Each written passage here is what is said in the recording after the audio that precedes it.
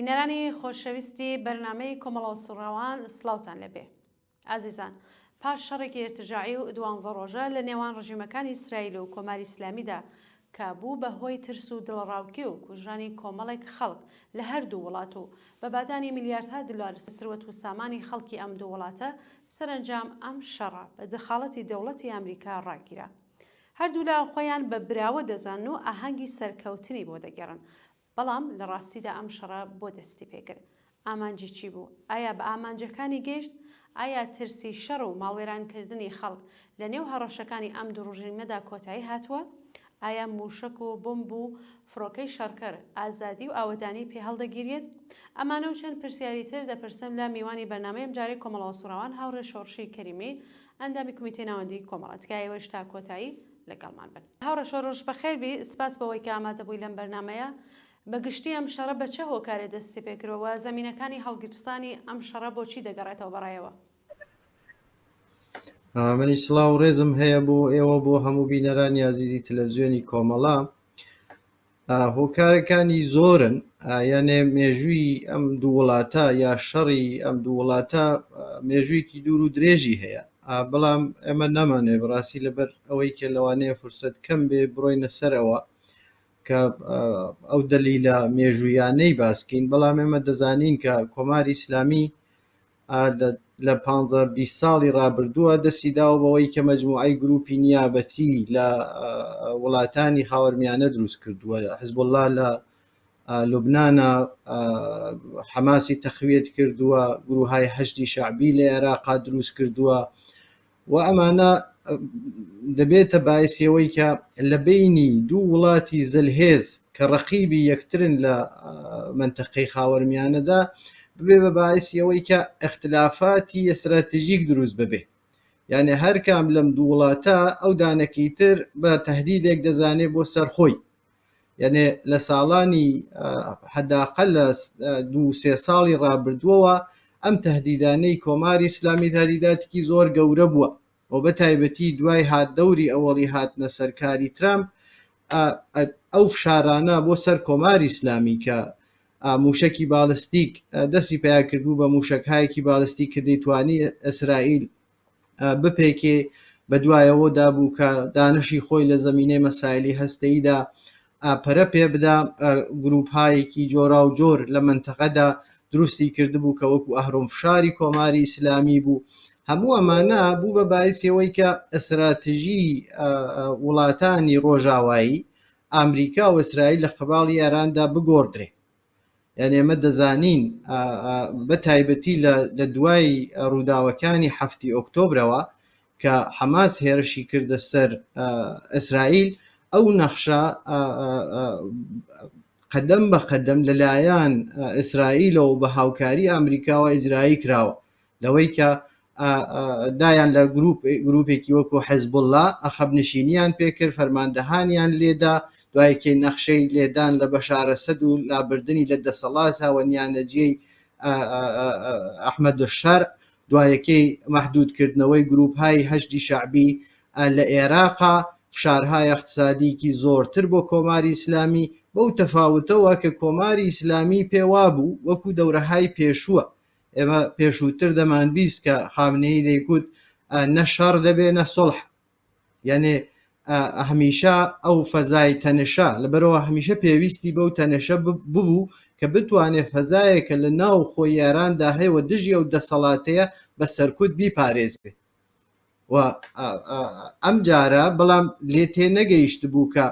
کولن هەڕەشەکە زۆر هەڕەشەیەکی گەورەیە لەو هەڕەشانەی پێشووترنی ئەستراتیژی ئەمانە گۆڕاوە لە قەباڵی کۆماری ئیسلامیە و وردە وردە عەقبنشینیان پێکرد تا هاتە سەر خودی کۆماری ئیسلامی.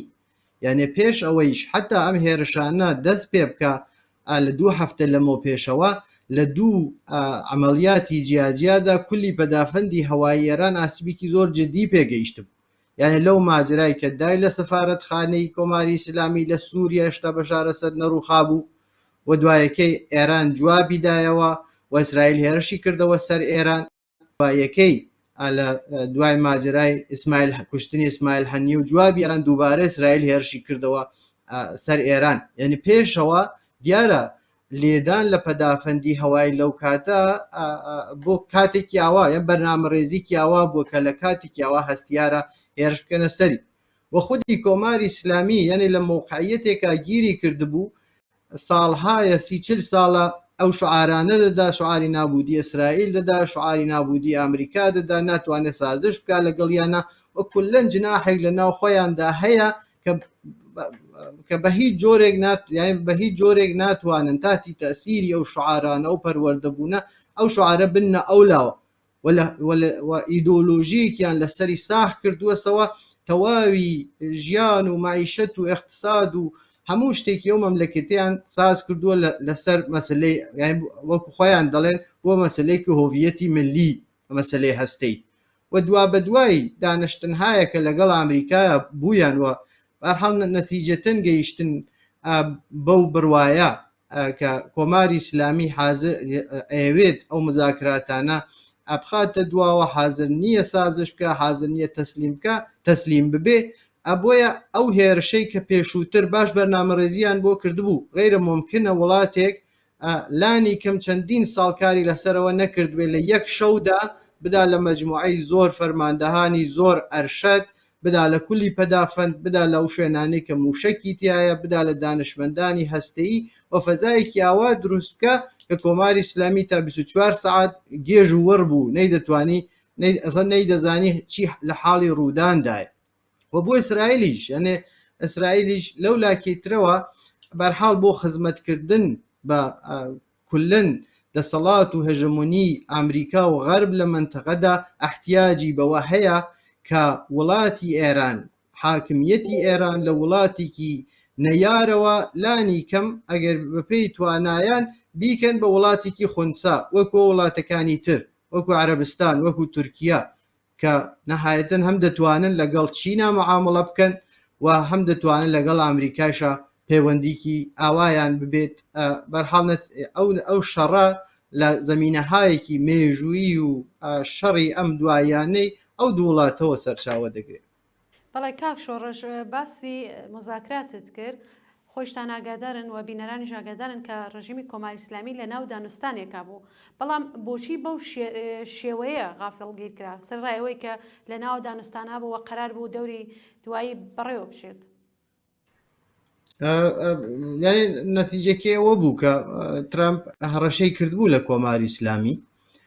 کە ئەگەر لە ماوەی 2 مانگدا نەگەین بە نەتیجە و نەشتایەکی خەتەرناکی بۆ پێش دێ دیارە گەیش حتممە دەستگایە تڵاعاتی ئەمریکا و ئیسرائیل بە یارمەتیە گەیشتون بەو قەناعەتەی کە کۆماری ئیسلامی ناتوانێت پاشەکشە بکە لەو موازعەی پێشووی و بێت تەسلیم ببێ لەو خواستانەی کە ناسراون بە سێدا ناخواست سەرەکی ئەمریکا لە کۆماری ئیسلامی بێتە خوارەوەیەک لەوانە مەسەڵەن ئەو گروپە نیابەتیانەیە لە منتەقا مەسایلی موشەکی باڵستیک و پەهباد و ئەوانە و نەهایەتەن مەسلەی هەستەیەکەی ئەوان وتم ئەو گەیشتبوون بەوەی کە ئەم حکوومەتە بیانێ بەو موازعەوە ناتوانێت لە سەردەسەڵاتە بێت دەبێت تەسلیمی بکەن ئەو تەسلیمە ئەنواع وەشکاڵی جۆرا و جۆری هەیە بە تەحریمی اقتصادی و بە حتا ترۆری ناوبەناوەوانە هەموو هەوڵیاندا کە بیتێرنە پایمێزی مذاکرە هاتە پایمێزی مذاکرێش بەڵام حاضر نەبوو هەموو داواکاریانەی ئەمریکا قبول بکە نەهایەتەن گەرێکیان بوو زەبرێکی ئاوای لێ بدەن و لە نەتیجەی شکستێکی نظامیە بیتێرنە پایمێزی مذاکرە یعنی نەتیجەی گەیشتن بەو قەناعەتە بوو کە کۆماری ئیسلامی نایەتە خوارەوە لەسەر و موازعانەوە یا ئەو داواخوازیانەی کە ئەمریکا ڕوبەڕووی کردووەسەوە دەور و نەخشی ئەمریکا پرسیارکەم بەڵام پێکرد ئایا وەکو دۆناڵد ترامپ وتی ئەوان ئەم شەڕیان کۆتایی پێهێناوە؟ دۆناڵد ترامپ خۆتان حتممە دەزانن یعنی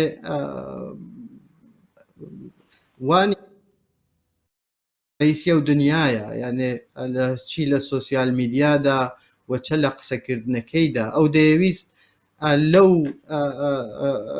شکستانەی کۆماری ئیسلامی و لەو موافقیەتانەی ئیسرائیل لەو شەڕەدا بێبەش نەبێ ئەو قەولی دابوو یعنی لە ناو تەواوی ئەو کارزارانەی کە ئەوی گەیان بە دەسەڵات بانگەشەهایکی جۆراوجۆری کردبوو یەک لەوانە مەسلەی هەستەی کۆماری ئیسلامی بوو کۆتایی هێنان بە شەڕی ئۆکراین بوو ئەوە مەسایلێکی جۆراوجۆر کە لە هیچ کام لەوانەدا سەرکەوتوو نەبوو و نەیدەویست لەو مۆقعیەتەی کە ئێستا هاتووە سەبەرەوە بێبەش بێ بۆیە نەهایەتەن کە دەیزانی عاقیبەتی ئەو شەڕە بەرەو کوێنە خەریکە دەچێ و کۆماری ئیسلامی بۆ بە مەوجودێکی بێدفاع لەو ناوەدا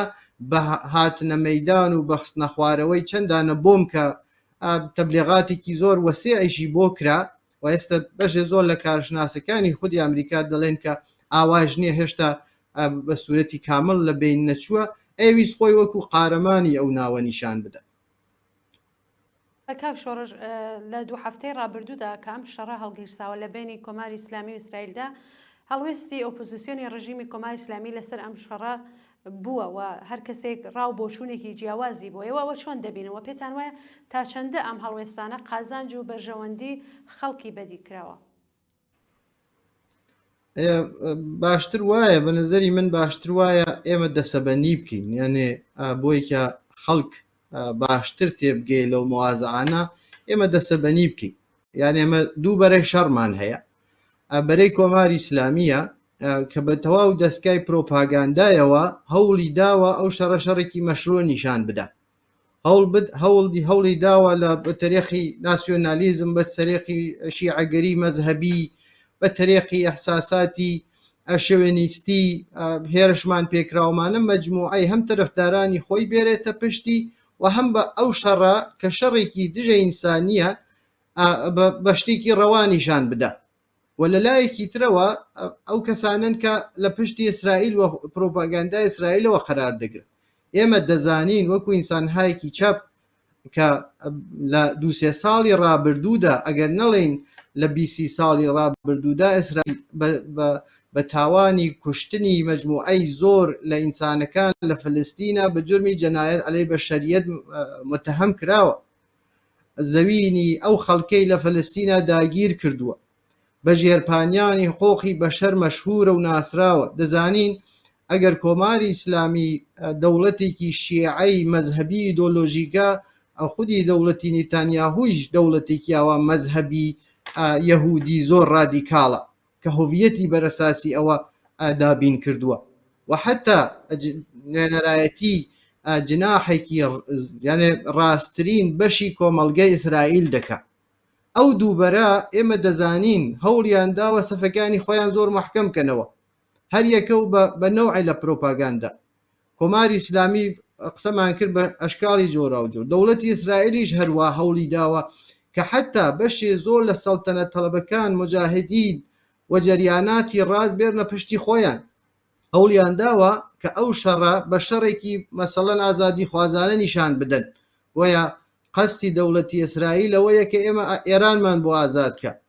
ئەو بۆمبانەیەکی ڕژنێتە خوارە بۆ بهایکی ئازادی خوازانە و ڕزگاری بەخشە بەڵام لە بینی ئەم دوو دەوڵەتە ئرتجاعیەدا بەرەیەکی تر هەیە من ناڵێم ئەو بەرە تەنیا بەرەی ئینسان های چەپە ئەگەر چاو لێ بکەین لەوانەی کە فیلم سازن هونەرمەندن زیندانی سیاسین حتا ئەوانەی جایزەی نۆبێلیان بردووەتەوە جەریاناتی چاپ جەریاناتی متەرەقی پێشڕە و لەم بەرەدا خۆیان دەگیرسێننەوە بەرەیەک کە بەرعەلەی هەردوو باڵی ئەو شەڕەیە دەڵێەوە شەڕی خەڵک نییە لە ناو شەڕدا هیچ دەستکەوتێک بۆ خەڵک بەدی ناکرێ خەڵک لەوانەیە بکوژریە دەسەڵاتەکان مەلیتان دەبنەوە زەخمی دەکرێن ئیمکانی ئەوەیان هەیە حتا بزوتنەوەکان بە خراپترین شێوە سەرکوتکەن لەبەرەوە هیچ قانونێک نەماوە ئەگەر قانون نەمێنێت لەم دنیادا هەرکە بۆ خۆی هەڵسێتەوە هێرش بکاتە سەر مەملەکەتێ ئەوەی زۆر یان قانونی جەنگەڵ حاکم دەبێ بەسەر جەهاندا کێمە دەڵێن ئەو قانونی جەهانە نابێ بەسەر ئینسانەکاندا زاڵ بێ و لە ناو ئەو شەڕانەدا چ لە جبهەی شەڕەکانە و لە چل لە ناو کۆمەلگادا هەر مناڵی هەژار و فەقیرە هەر ژنا هەر مناڵە هەر ئینسانی بە ساڵاچووە ئینسانی برسیە کە ژیانی خۆی لە دەست دەدا کەرامەتی خۆی لە دەست دەدا و ئەو ئیمکانەیەش دەدا بە کۆماری ئیسلامی کە ئێستا باڵیش کەس خواردووی ئەو شەڕەیە بتوانێت لە ژێر ناوی جاسووسی ئیسرائیل و لە ژێر زەختی شەڕی دەرەکیەوەمانە مەجموعەی زۆر لەو فعالینی سیاسیە بگرێ و بیان خاتە زیندان کە ئێستا نیشانەکانیشمان دیوە مەجموعەی نزیک پێم وایە بەرەساسی و ئامارەی کە هەیە نزیک 800 نەفەری گرتووە بە جرمی جاسووسی بۆ مۆساد کە دەستوری یا مەسووری داوە بە خۆی قەزاییەکە ئەوانە لە سەریحترین زمانی ممکندا بە نەتیجەی ئەعماڵیان بگەینێ بەڵام کەس نازانێت کە ئایا کەس وا هەیە بە جرمی یەک دانە پۆستی فەیسبووکی یا تویتری بەو جۆرمە متتەهم کراوە بۆیە گەرەکمە بێژم سێ دانە باڵ هەیە ئێمە ڕێگەی سێومەکەیمان هەڵبژاردووە تەوان لە هەموو شەڕانەدا باڵی سێومەکەیمان هەڵبژاردووە ئەگەر دەڵێن کۆماری ئیسلامی جەنایەتکارە و بەعینە دیومانە هەموو بزوتنەوەیکی ئازادی خوازانە هەموو بزوتنەوە هایەکی متالباتی هەموو سەرهەڵدانێکی ئەو خەڵکەی بە شەدیدترین شێوە سەرکوت کردو دەسەڵاتی دەزانین ساڵانێکی زۆرە مەشروعەتی نەماوە بەڵام بەهێزی سەرکوت خۆی وێساندووەسەوە بەڵام لە عینی حاڵیشدا دەزانین بە تماشاکردنی دەوروبەرمان ئەو شوێنەی کە زلهێزەکان دەستیان تێبردووە لە عێراق لە ئەفغانستان لە لیبی لە یەمەن لە هیچ کوێنێکی ئەو دنیادا خۆشی و شادیان نەهێناوە چۆن دەکرێت ئینسانێک کە خۆی بە جرمی جەنایەت عەلەی بەشەریەت متتەهم کراوە چۆن دەتوانێت ئازادی و خۆشی بێنێ ئێمە حتا دەزانین تەواوی ئەمکاناتی خۆیان نیاوەسە ئەختیاری ئەو باڵە ڕاستڕەوە فاشیستانەی کە هیچ تەفاوتێکیان لەگەڵ کۆماری ئیسلامیان نییە ئەگەر دەڵێین لە بانسەری خەڵکەوە خەریکن تەسمیم دەگرن بۆ ئەو خەڵکە ئەگەر ئەزانین تەحلیلمان ئەوەیە کە ئەمانە دیارە گەرەکیانە جمهوری ئیسلامی بێرنەمەر بان مێزی مزاکرە و تەسلیمیان کرد بەڵام نانەوێت کۆماری ئیسلامی بڕوخێنن ئەیانەوێت لە بانسەری ئەو خەڵکەوە جناحێک لە ناو حاکمیەتدا ئەوانە بگەێنن بە دەسەڵات بە هەر جۆرێکە بوویان بوو حتا بە ترۆر ڕێگەیان بۆ خۆش بکەن بۆی کە بتوان ئەو سیستمە بپارێزن و ئەگەر نەهایەتەن هەر هیچیان پێ نەکرا لەو ئاستەیشدا باڵێکی ڕاست بێرنە سەرکار ئەوە شتایەکی شاراوە نییە بۆ ئێمە وەکو هێزێکی متەرەقی وەکو هێزێکی چەپ دەزانین لە قەراردادێکی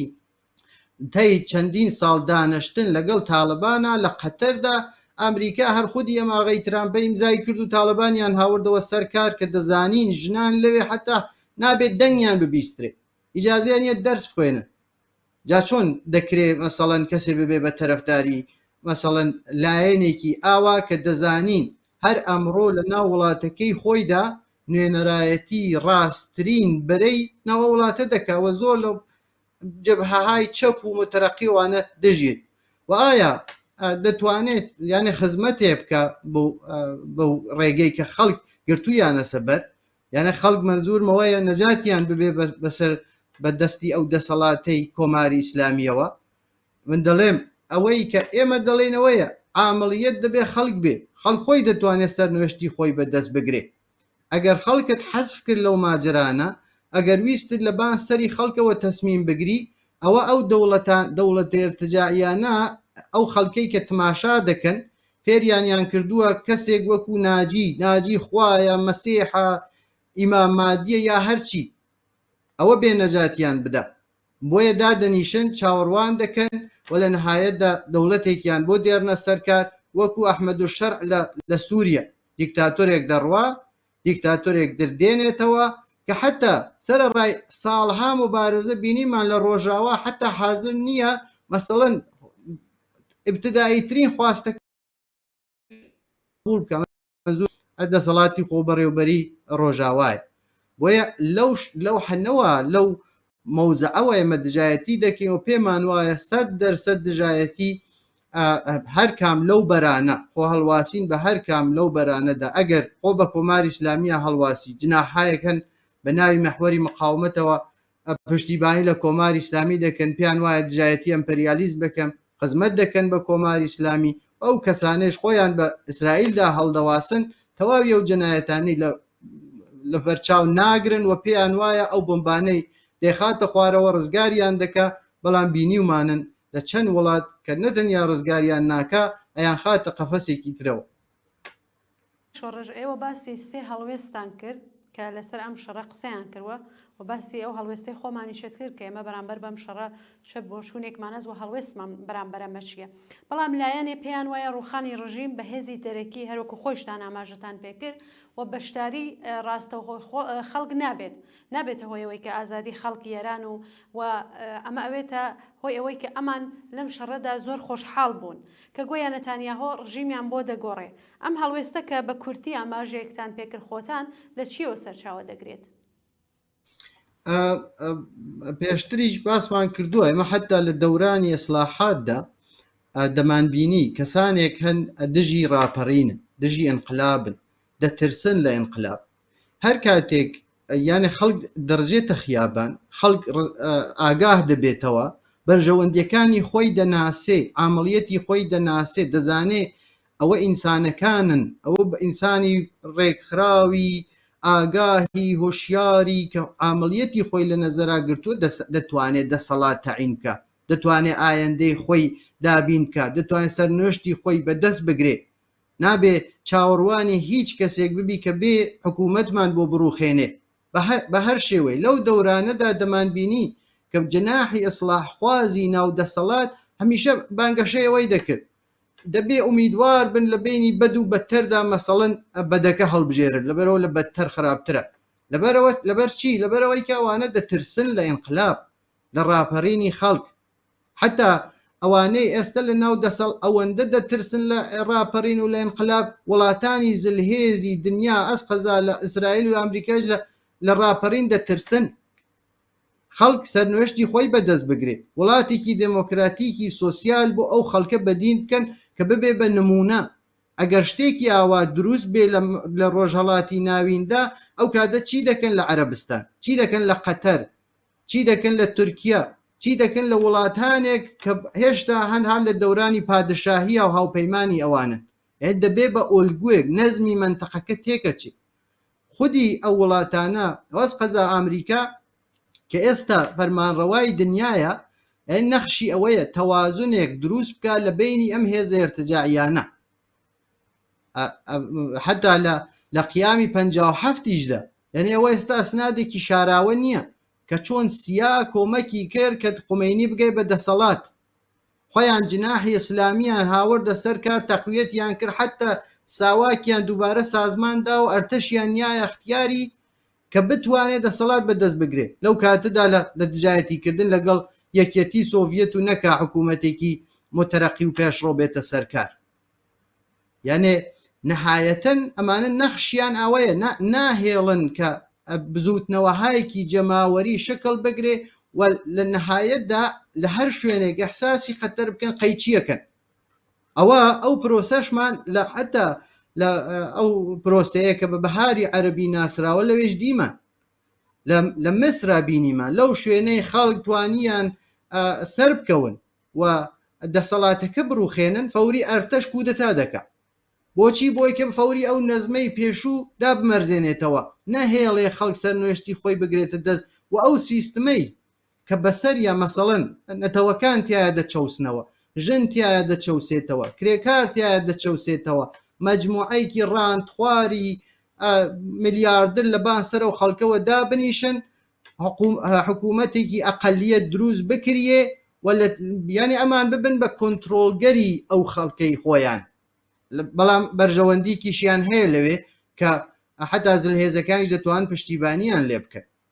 بۆیە ئەو دڵخۆشکردنە بە دەسەڵاتێکیاوە جگەنیە لە تەوەهمێک یعنی تەوەهمێک بێزافەیەوەی کشە یعنی حتا تەوەهم لەو ئەرزیابی واقعبینانە یعنی ئەرزیابی واقعبینانە کە ئامریکا ئێمە بارها هەڵبەتەوەمان وتووە بە مناسبەت های جۆرا و جۆر ئامریکا ئەیەوێت ئەگەر گەرەکی بێ کۆماری ئیسلامی تەسلیم بکە ڕێگەی جۆرا و جۆری هەیە و ئاخرین مەرحەلە ئێستا بۆیەوەیە جناحێک لە ناو خۆیاندا کە لە ساڵانی ڕاند خواردن و پەروەردەبوون لە ناو دڵی ئەم سیستمەدا ئێستای تر موازەی ئیدۆلۆژیکیان نییە شەڕی ئەمریکا و ئیسرائیل ناکەن ئەوانە حازرن دەسەڵات بەدەستەوە بگرن یعنی سەرمایە گوزاری یا ڕێگەی بە دەسەڵات گەیشتنی ئەوانە خۆش دەکە و بۆیە یعنی بە تەجربەی مێژووی بە ماهیەتی خودی ئەم دەسەڵاتانە لە وڵاتەکانی خۆیانە چاو لێ بکەن مەسەڵەن تۆ ئەو هەموو سەرمایە لە وڵاتێکی وەکو ئەمریکا هەیە بە ملیۆنها ئینسان هەن کە کارتۆن خەون، یعنی بە ملیۆنها ئینسان هەن کە لە خەدەماتی کۆمەڵایەتی مەسەڵەن لە ئوروپادا ئەمە سیستەمێکی سۆسیالمان هەیە کە خەڵک ئەگەر بێکار بێ بیمەیەکی هەیە، خەدەماتی دەرمانی بە نەوعێک ڕایگانە، حتا ئەو سیستمە لەوانەش نیوە خەڵکانێکی زۆر ناڕازین و ئەو تەناقوزاتش حتا بووە بە باعثیەوەی کە دەسەڵاتێکی وەکو ترامپ لەژێر شعاری ئەوەڵ ئامریکا تەقویەتی خۆمان پاراستنی خۆمان بتوانێت بگەێ بە دەسەڵات. بۆیە هەر چەژنە تەوەهمێک بە نەزەری من زۆر زوو نەخشی بەرا ببێ و بێزافەیەوەی کیشە، یانێ هەر سەرکەوتنێک ئەگەر تاکتیکیش بێ ئەگەر کۆتاماوە بێ بە معنای سەرکەوتنێکی درێژماوە نەبێ هیچ ئەرزشێکی نییە. یعنی ئەگەر سەرکەوتنێک وا بێ کە تەواوی ژێرخانی ئابووری و ملیۆنها ئینسانی کوژرا و داخدار و بە قەوڵی فارس دەڵێ زەمینهای سوختەوەمانە ئیتر فایدەیەکی نییە. ئێمە دەمانەوێت مەدەنیەت بگەڕێنینەوە بۆ کۆمەڵگە، دەمانەوێت ئەو سیستمە بگۆڕین، دەمانەوێت ژیانێکی خۆشتر بێرینەوە، ژیانێکی خۆشتر بێری خەڵ ڕزگار بکەین لە سەرکوت و دیکتاتوری و نازانمەوانە. ڕقیبی دەسەڵاتداری کۆماری ئیسلامی نین. بۆیە بە نەزەری من یانێ باوەڕ ئێمە هەر پامان داگرتووە لەسەر ئەو باوەڕ بەستنە بە خەڵک پێ لانی کە من بۆ خۆم پێم وایە تەنیا ڕێک ئەوڵەن نەتەنیا ئەمریکا هیچ پرۆژەیەکی نییە بۆی کە بێوێ کۆماری ئیسلامی بڕوخێنێ، بەڵام ئەگەر حتا پرۆژەیەکی ئاواشی بێ دەسەڵاتێکی زۆر ارتجاعی زۆر دواکەوتو و شاید هەر لە وەکو کۆماری ئیسلامی بگەێنێتەوە دەسەڵات کە دوایەکەی پەشیمانیەکەی زۆر دێرە، خەڵک زۆر دێر متەوەجێ دەبن و هەر ئەو پرۆسەیە ئێمە دوو جار لە ئێرانە شاید بووین، دوو جار مصدق لە دەورانی مصدقە حکوومەتی مصدق کە حکوومەتێکی نیوچە دموکراتیک بوو سەرنگونی کرد شای هاوردەوە سەرکار و لە دەورانی انقلابی 57دا لەناو ئەو هەموو جەریانە چەپ و سۆسیالیست و کۆمۆنیست و دموکراتیک و هەمووانە باڵی ئیسلامی شیعەی گەیان بەدەسەڵات. باسی ئەوە کرد کە پرۆژەی گۆڕینی ڕژیم لە ئاراجا نەبووە بەتایبەت لەلایەن ئەمریکاوە، ئەگەر نەبووە پس چی بووە بەڕایەوە؟ تەسلیمکردنیەتی یان تەسلیمکردنی کۆماری ئیسلامیە کە قبولی بکە ئەو خواستانەی کە ئەمریکا هەیەی ئیشارەم پێ کرد سێ خواستی سەرەکی هەیە. خواستەکانی یەکەم تەحتیلکردنی بەرنامەی هەستەیی وانەیە، بەرنامەی موشەکیە، دەست هەڵگردن لە تەقویەت و پشتیبانی لەو هێزە نیابەتیانەی کە لە ناوچەکە هەیەی و نەهایەتەنیش دەزانێ ئەوڵ ئاسمانی کۆماری ئیسلامی یەکسرە بازە، هیچ گاردێکی نییە. جاران ئەگەر بازدارندگیەک مەسەڵەت دەیانەوت بازدارندگی مەسەڵەن گروههای نیابەتی کۆماری ئیسلامی، ئێستا خودی گروههای نیابەتی هەمویان چوونەسە کونا خۆیان قایم کردووە لە ترسی ترۆرکردنی ئیسرائیلدا. بۆیە دەزانن خۆ لە دەستیانە گیری کردووە کۆماری ئیسلامی، هیچ بەرگێکی بەدەست نەماوە کە بتوانێت مقاومەت بکە، لێ دەدەن هەر لێ دەدەن هەتا زەمانێک بێژێ قبولی دەکەم تەسلیم دەستی لێ هەڵدەگرم، بەڵام شێوەی بەیانەکەی چۆن دەبێت لەوانەیە مەسەڵەن ئەو ئیمکانە بە کۆماری ئیسلامی بدەن کە خۆی وەکو بەرەندە براوەی ئەو ماجرایە نیشان بدە. هەروەکو لە پرسیارەکانی پێشوە ئاماژەمان پێکرد چەند هەڵوێست بووە لە بەرەمال کۆمەڵەوە حزبی کۆمونیست ئێرانیش لەسەرم شەڕە هەڵوێستیان بووە، ئەم هەڵوێستە چی بووەوە تا چەند بە واقعی دەزانی؟ هەڵوێستێکمان ئێمە هەر لە سەرتاوە شارەمان کردووە کە ئەو شەڕی بینی دوو وڵاتی تقریبەن هاوشێوەی یەکن، هیچ کامێکیان وڵاتێکی مەسەڵەن ڕزگاری بەخش نین، نایەن ئێمە ڕزگارمان بکەن. ئەگەر کۆماری ئیسلامی سەرکوت دەکا دەکوژێت دەبڕێت هێزی نیابەتی دروست دەکا، خۆخی بەشەر بۆی معنای نییە، ژیانی خەڵک بۆی معنای نییە، وەکو حیوانێکی دەڕەندە ئینسان دەکوژێت لە پێناو ئیدۆلۆژی خۆیدا، بە هەمان ئەندازە دەوڵەتی ئیسرائیل دەوڵەتێکیا وایە ئەو بە بەرچاو تەواوی دنیاوە نزیکەی 670,000 ژن و مناڵی لە غەزەدا کوشتووە و ئەوە ئەگە پێشووتریش وتم ئێمە بەڕاستی زۆر بن چاوی شکەوە چاو لە دادگای بینم لە لیلاهێوا ناکەین کارگەیش بە شوێنێک کە حتا ئەو دادگایش دەنگی دەرهات و حکمی دەستگیری بۆ نیتانیاهو سادر کردووە چاومان لێ بووە کە حتا ڕەحم بە مەدرسە بە ماڵ بە جادە بە دانشکا بە بیمارستان بە مناڵ بە هیچ نەکردووە ئەخر ئەو مۆزەعە ئێمە لەوێ سەرچاوە دەگری وەکو ئینسانێکی چاپ تەبانەوانە دەبینین ئەگەر دەڵێن حقوقی ئینسان حقوقێکی بینە الملەلە و ئێمە پێمان وایە هەموو ئینسانێ بەیەکەوە بەرابەرە دەبێت لانی کەم خۆی من نەچوین لە فلەستینا شەڕ بکەین بەڵام ئەو مۆزەعە بگرین کەمە وڵاتێکی جەنایەتکارە لە چۆن دەتوانێت وڵاتە جەنایەتکارە بێ من بەدەست جەنایەتکارێکەوە نەجات بدە یا گەرەکی بێ خۆی ئینسانێکی زۆر ئۆتۆریتە و ئەوانەیە گەرەکی حکوومەتێکی مادامل عمریش بۆ خۆی دروست بکە زۆر احترازیش لە ناو دەوڵەتێکی لە ناوخۆی ئیسرائیلدا هەیە چەندین پەروەندەی بازی هەیە لە جرمی فەساد و ماڵ خواردن و تەبانی و نازام هەموو ئەوانە چۆن دەکرێت فەردێکی ئاوا بە ماهیەتێکی ئاواوە بێ ئێمە بەدەست جەنایەتکارێکی ترەوە نەجات بدە بۆیە مۆزای سێوم بووە کە ئەو شەڕە ناتوانێت ئەو بزوتنەوەی انقلابی بزوتنەوەی شۆڕش گێڕانە کە لە ئێران و لە کوردستانە لە ئارادا هەیە بە سەرکەوتن بگە ڕەنگە ئەگەر نەتوانێت حتا نەتەنیا سەری ناخا زەربەشی لێ دەدا و زەربەکەی جا لێرەوە کۆماری ئیسلامی دیارە شکست خواردوو دێتە دەرەوە دیارە تەسلیم دەبێت لە مقابلی وڵاتانی دەرەکیدا لە مقابلی زلهێزەکاندا بەڵام ئەو زەخمی بوونەی لەبان سەری خەڵکەکەیەوە جوبران دەکاتەوە ئێشتا زووە ئێمە لەسەر ئەو فەزا قسە بکەین بەڵام مەوزای ئێمە ئەوە بووە کە ئەگەر ئاڵوگۆڕێک هەیە تەغیراتێک هەیە شۆڕشێک هەیە هەر کام لەوانە هەیە لە ڕێگەی ئەو بزوتنەوە کە هاوشێوەی بزوتنەوەی ژنجیان ئازادی بوو پێشڕەفتی زۆری کرد انقلابی فەرهەنگی لە ناو دڵی کۆمەڵگەدا بە وجود هاور قەدەم بە قەدەمی دەستکەوت بوو کۆماری ئیسلامی ناتوانێت بە هیچ شێوەی لەو کۆمەلگایە بسێنێتەوە سەری داخستووە لە ئاستی بەشی زۆر لەو داواخواسیانەی شۆڕشی ژینادا ئەوە ڕێگەی دروستی گەیاندنی ئێمە بە حکوومەتێکی ئازادی خوازانە بەرابەری تەڵەبانە کۆمەلگەیەکە کە هەموو شتێک لە ناویان لە ژێر فەزای شەڕدا نەبێ بە قوربانی ئێمە ئەو مەوزەعەمان کردووە بە خۆشحاڵیەوە بەشێک زۆر لە وتم من ناتوانم تەنیا بڵێم جبهەی چەپ بەشێ زۆر لە ئینسانەکان کە حتا ڕەنگە خۆشیان بە چەپ نەزانن ئەو مەوزەعەیان گرتووە وەکو مەوزعی ئێمە کە دژمنی ئێمە جمهوری ئیسلامیە و دەبێ ئەو جمهوری ئیسلامیە بەهێزی خەڵک بڕوخێ بەهێزی سازماندراوی خەڵک و نەهایەتەن چاوەڕوان دانیشتن وڵاتێکی دەرەکی بۆمانی بڕوخێنێ ئەوای دەڕوخێنێ کە لە وڵاتانی هاوسامانە چاومان لێکەوتووە بەڵی کاک شۆڕژ دەور و نەخشی هەڵسوڕاوانی ئێمە وەکو کۆمەڵە لە ناوخۆی وڵات سەبارەت بە هاوکاری خەڵک و ئامادەبوونیان بۆ ئەرکەکان چۆن بووە و پێتان وایە چه تەسیرێکی لەسەر ڕەوتی خەباتی خەڵک دەبێت ئێمە چەند ڕۆژ لەمەوبەر هەر لە ئەوەڵی ئەم شەڕە لە بینی ئەم دوو وڵاتەدا شارەمان پێ کردووە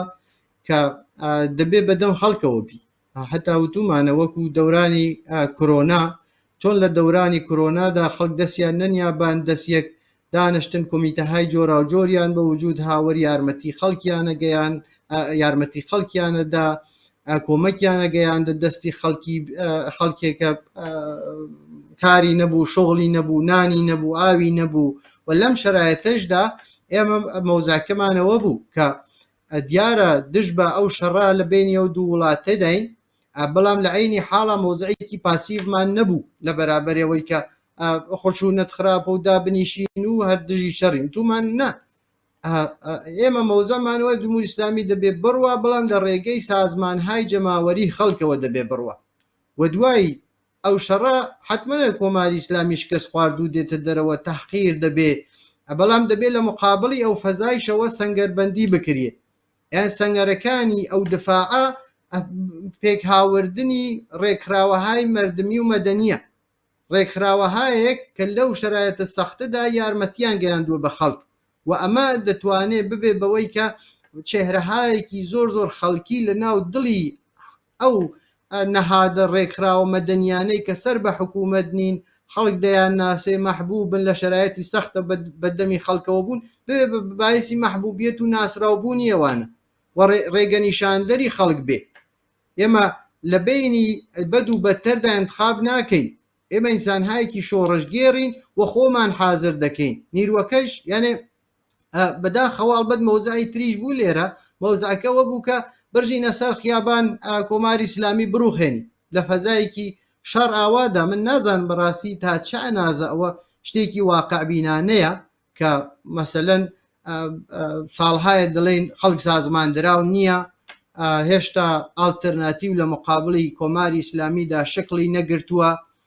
و بە دلیلی سەرکوت و فەزای خەفەقانێکە هەیە ارتباتی بینی بزوتنەوەکان هێشتا بەوجود نهاتووە چۆن دەکرێت لە فەزایەکی ئاوادا مەسەڵەن خەڵک بڕۆنە سەر خیابان و ئاعتراز بکە ئایا چەندە دەتوانێت سەرکەوتوو بێ ولی ئێستا بە کۆتایی هاتن یانێ ئەو ئەرزیابیەی کە کرا شەڕێکی لەوانێ زۆر کۆتا مدت دەبێ هەدەفی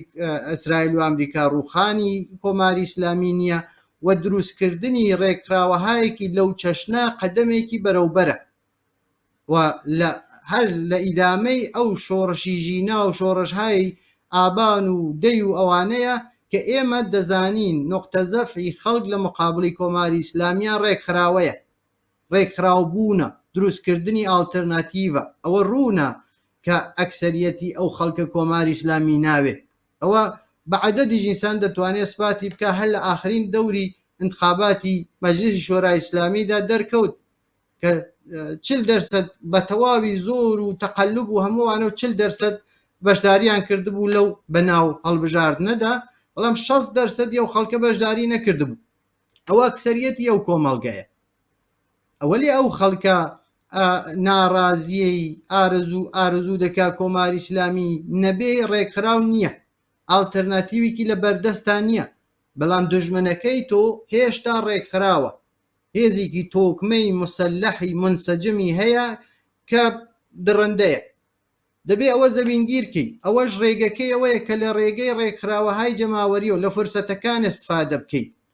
و لەو شێوە ئەو ابتکاراتی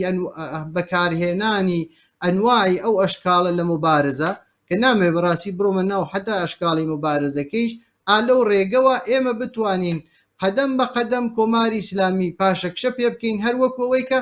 بازم دووبارە دەتوانین نیشانی بدەیت کە خەڵک لەم 46 ساڵەدا چەند هاتوونەسە پێش و کۆماری ئیسلامی چەند چوەسە دواوە ئەوە دەبێ ئیدامە بدەین و هیچ شتێک غەیرە ممکن نییە بە شەرتێک باوەڕ بەخۆبوون ببێ هەوڵدان ببێ نەوەستان ببێ لە ناودڵ خەڵکا بوون تەبدیلکردنی ئەو مصیبەتانەی کە بەسەر خەڵکا دێت تەبدیلی بکەی بە فرسەت بڕۆیتە ناویان ڕێکراوەیان بۆ دروستکەی بەدەمیانەوە بی و بەو شێوە نیشان بدەیت کە تۆ چەند هێزێکی مەسئولی لە قەباڵی سەرنوێشتی ئەو خەڵکەدا تۆ ناتەوێ ئەو خەڵکە ببیتە ناو ململانێهایەکی جۆرا و جۆر کە نازانین نەتایجەکەی چییە چی بەدواوە دەبێ بۆیە یانێ نەهایەتەن ئێمە بانگەشەی کارهایەکی ئالەم نەوەمان دەکرد لەو فاصلەدا نەدانیشتن بەڵکو هەوڵدان و درێژەدان بەو شێوە و خەباتەی کە شێوە و ئەشکاڵەی خەباتە کە تا ئێستا کردومان زۆر سپاس بۆ ئامادەبوونن لە بەرنامەی کۆمەڵە سوڕانی ئەم هەفتەمان هەر بژین سپاس جارێکی تر سپاس بۆ هاوڕێ شۆڕشی کەریمی ئەندامی کمیتەی ناوەندی کۆمەڵە کە لە بەرنامەی کۆمەڵە سوڕانی ئەم هەفتەمان بەشدار بوو ئازیزان و خۆشەویستان سپاس بۆ ئێوەش کە تا کۆتایی بینەر و بیسەری ئەم بەرنامەیە بوون هەر شاد بشین